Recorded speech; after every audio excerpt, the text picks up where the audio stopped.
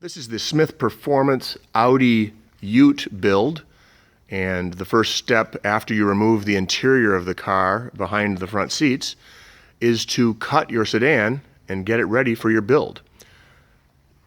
So I'll do a quick walk around of all the detailed cuts so that you can visually see where everything is cut, and we can document all the little tricks here that we can see on the car. The first thing to document is the main cut. This is the most important one on the car.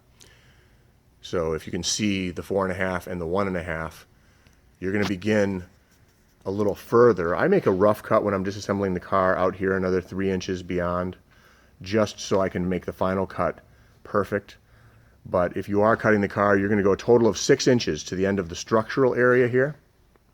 That's what it looks like. And then you're going to trim away at 4.5 inches. So 4.5 inches, you're going to trim away just the outer skin here. You can see how the 4.5 inch line carries over. That 3.5 inches is from the rear edge of the sunroof. The 4.5 inches is from the rear edge of this door. So we measure a lot of key measurements from the rear edge of the door. So make sure your door in the front is straight before you start cutting. So 4.5 inches plus 1.5 inches of structure gives you a 6-inch location for the cut. Make sure, even though we're cutting the underlying backing board at the exact same 6 inches, you can see that's in line, leave an extra 2 inches of fabric so that you can tuck this over the top and put a little adhesive on there and have a more finished interior as that butts up against the new parts we're going to put on. So going to the rear from that most important cut, this is an S4, same exact body as the A4. Your cut line in the rear by the C-pillar, which is the pillar behind the rear door, you can trim that 3 inches above the striker for the rear door. And coming around, you can see, and this is, remember, this is the end of the rough cut. It's ready for assembly. I'll just trim this back a little more. But there's really no rules here. Just trim away as much as you want here. This seam is the important seam. So this inner flange, this inner edge, is the important edge. So you can see we pretty much trim away everything except that flange. And then I leave a little bit of structural stuff here. You can see we trimmed it to the same height as the seam. So going around the quarter, I leave 4 or 5 inches of outer sheet metal here. You can leave as little as you want. All you're doing is bonding the fiberglass to this surround. I do leave this metal here to help reinforce the corner. And then down here it becomes less and less important to keep the metal. Even down here I left a little much. I think I would rather trim away and just keep the floor plate here, and that's it. I think I would trim away all of this vent and you know, little material. Keep this here at least a bolt or two so that you can keep your inner structure, you know, that helps mount the inner fender liner. But all this stuff, you know, you don't need any of this. You can get rid of this. This is a better line, I think. Just come down and go flush to the floor.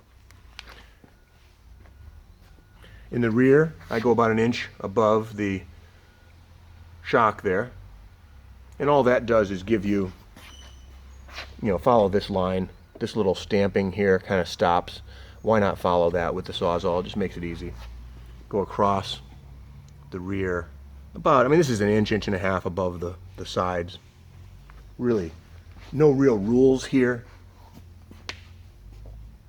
Once again, you can trim as much as you want. I tend to keep the flange area. You can see those stampings.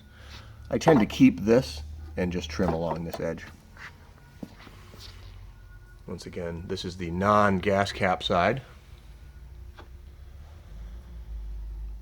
All the wiring is kind of where it was. Move that out of the way, obviously. A lot of this just tucks out of the way, and you can trim away. The little pieces here really do reinforce this corner, so I try to leave, you know, I'll do it the 3 inches up from the, you know, from the striker. Just go straight. You're going to hit this here, I keep, and then I level this off. Just cut straight, horizontal, the Audi is one of the simplest cars to cut as a ute. And then this is the other side. So a total of 6 inches from the back of the seam to here, 1.5 inches of structure remaining, sticking out, 4.5 inches of the lighter roof material.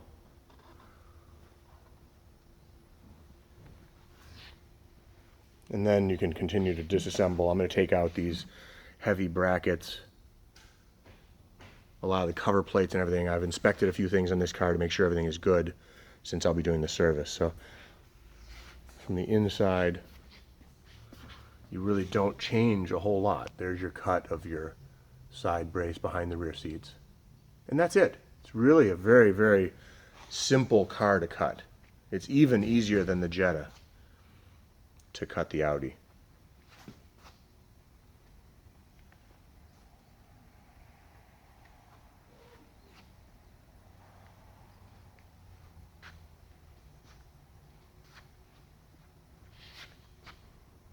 Leave that extra few inches beyond the backing board. The Audi is one of the only cars that is cut flush. You just have to remember to leave extra fabric. And that's it. You can follow us on this S4 build over the next few months.